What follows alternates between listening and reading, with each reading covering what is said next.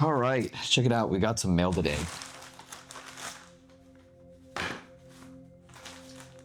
It is from Tilta. Just so you guys know, I'm not sponsored. I bought this, it was my birthday recently, and I was thinking about doing a show and tell video or doing a storytime video. And I think there's too many storytime videos popping up on YouTube, so I want to do a show and tell video.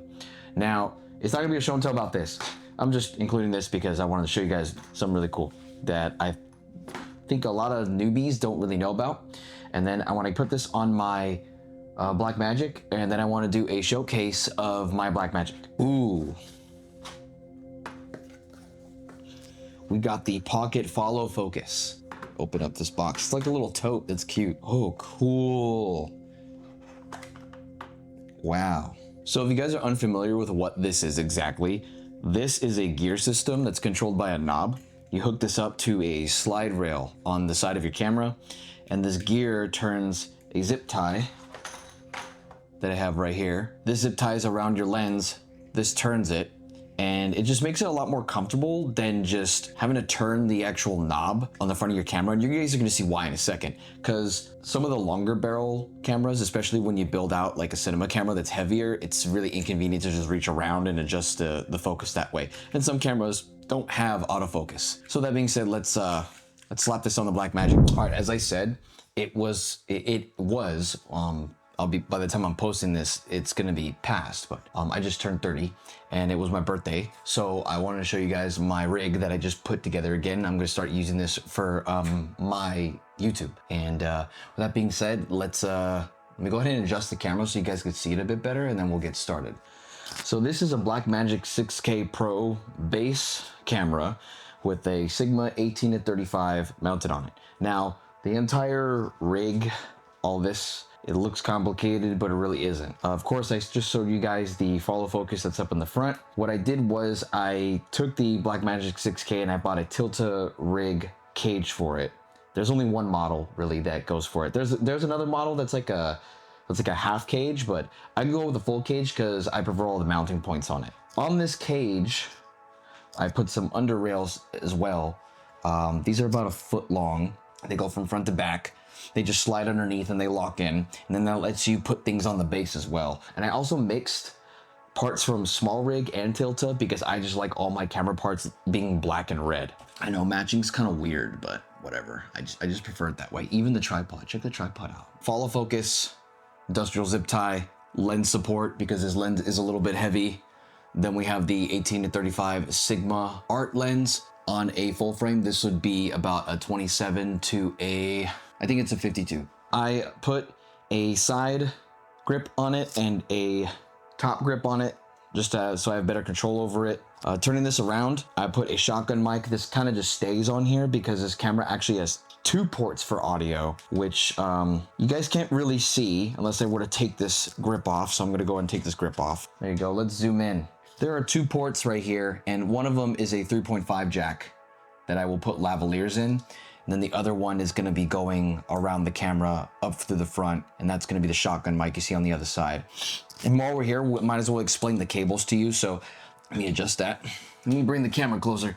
There is an HDMI adapter that I do have right here, and also a USB-C to USB-C because I do run a solid state drive to the camera, and I'll go run and get that right now so you guys can see. I use a Samsung TT5 because the drivers on the Blackmagic are okay with this specific hard drive, and that hard drive would go slide it up into, let me move the camera just a little bit. This right here is a drive holder that this would just slide into. If I undo this, it slides right in like a sleeve, connects to the other USB-C. Then you just anchor it using the screw on the top and the screw on the side, and boom, there you go. Now there's 2 terabytes of space because this camera does chew up a lot of memory. And then let's talk about the backside. So this is the cool part. In my opinion, this is the coolest part. So there's a 12-volt connection coming out the side of the camera, and that's going to a DTAP battery. Now, what a lot of people won't tell you is that there are DTAP battery mounts that you could turn on and off. So if I turn this on and off, you should see the LED come on and off. There we go. Some of these aren't powered, some of these are powered. So if you jack a battery into one of these and then jack the battery to the camera and it isn't a powered version, it's constantly gonna be leaching power out of this battery unit. But because I have this battery unit hooked up to a switch, a mount that has a switch on it, this battery isn't gonna be using any energy. As you can see right here on the LEDs, it's completely full. Also, the nicer mounts articulate. So if you were to buy a cheaper one, it would probably just sit like this and you couldn't move it. This one from Small Rig articulates. So no matter where you put it or mount it, it's gonna be able to move up and down and slide forward and backward. Also, it goes to the back of the rail system. So this keeps it out of my way when I'm shooting. I can lean this battery all the way back so I can see my screen, or I can push it up if I need to hold the camera closer to me. Also, the nicer D-tap mounts, let's get a little bit close for this one. They have ports on the side, and I've never used these 12 volt or 8 volt ports or USB, but if you're running other equipment on top of it, it could come in handy. Also, it has a bunch of threading on it, as you can see right here, all over the thing that you can attach more accessories to, even on the back end right here in the interior. And then that leads us to the top. We have our Atomos Shinobi. This monitor has been out for a while now. Uses these Sony NPF batteries. They come in 3 sizes. They have different amounts of juice depending on the size you get. I prefer to use the medium-sized ones. I call them medium. There's ones that are a little bit smaller than this and ones that are absolutely gigantic. We have our HDMI cord from Condor Blue.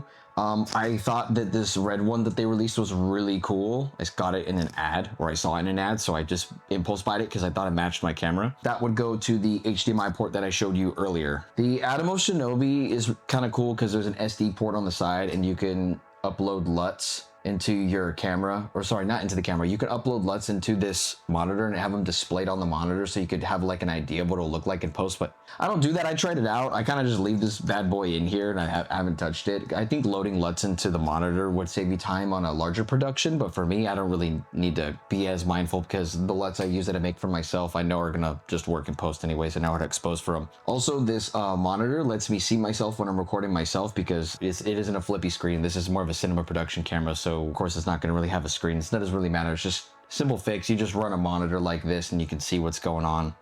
This monitor does have things like false color and it does have features that let you expose more properly, but also the Blackmagic camera just has those things baked into the actual camera, which is really nice. And also, when you buy one of these cameras, you get a free copy of Davinci Resolve. So that's why I tell people, if you're gonna really try and like get into actual filmmaking, or you wanna go crazy and get some software as well as get a nice rig that you could build out, get one of these. However, one thing I will note is that if I could start over again, I probably would go for a Blackmagic 4K because of its smaller profile. I do value things that are smaller a lot more now that I've been doing that I've been shooting so long. So just because the rig is big doesn't mean it's great. Yeah, guys. So that's like my camera rig and stuff, and happy birthday to me. Wow, time really flies. I've been doing this for like 8 years. I put this thing together myself with all the individual parts. If anybody wants help building a camera rig, I'd be more than willing to help them if they want to message me on Instagram or just leave something in the comments if I can help you out. I'm a very technical guy, but I'm also a pragmatic guy. That's just what I wanted to show. I could talk about myself all day, but I think my gear kind of tells a story about me too. So I think that's really it. I don't really know how to end the video, but thanks guys. I'll see you later.